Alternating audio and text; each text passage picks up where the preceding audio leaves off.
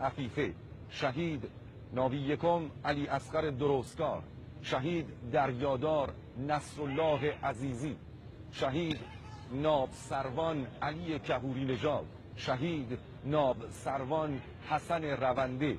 و شهید دریادار محمد ابراهیم همتی و شهید ناب سروان حمید قهرمانی و 10 شهید و 100 شهید سرفراز دیگر که در حراست و حفاظت و پاسداری از آبها و مرزهای دریایی کشور عزیزمان ایران عاشقانه بر قلب دشمن تاختند و این آرامش و امنیت را به همه ما هدیه دادند. یاد و خاطره همه شهیدان سرفراز را گرامی می‌داریم.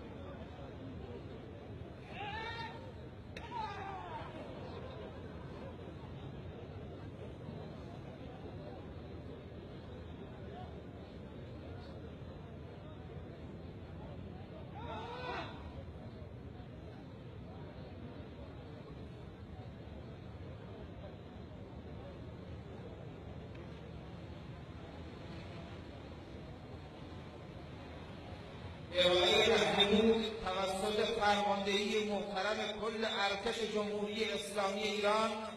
امیر سرلشکر صالحی